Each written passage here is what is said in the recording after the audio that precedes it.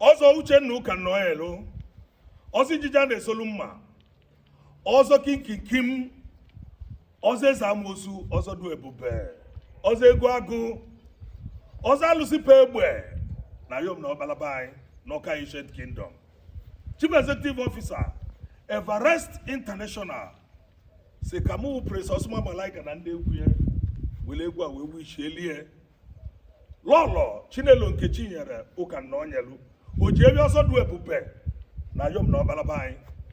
Osodiemu Gobu Godie, happy birthday to you and many more returns. O everybody, if Olonanya was Duebube, Sekai Wilegwa, wish you happy birthday. No, I don't know.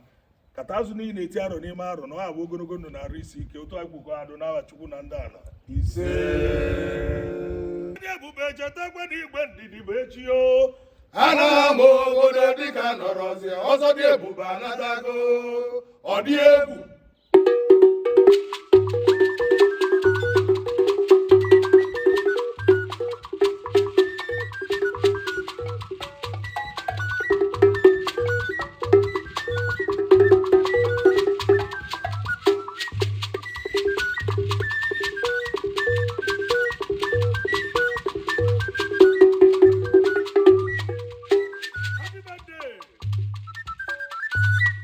Lolo, Chinelo, Nkechinyere, Nnonyelu, Ojiefi also Duebube, Nayom no Balabai.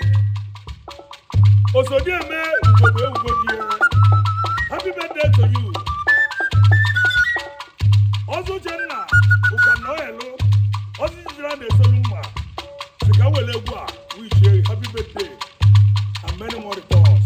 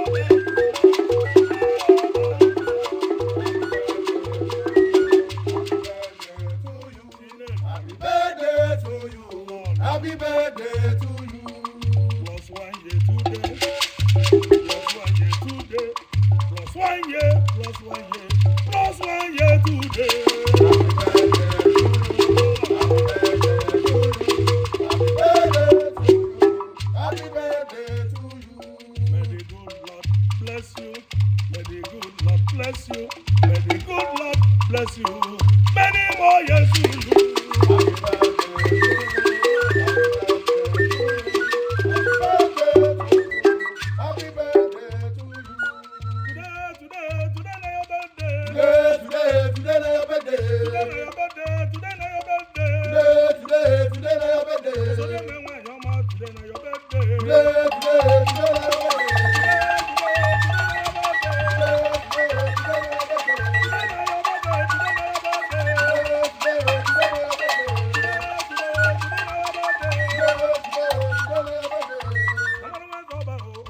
Ibole me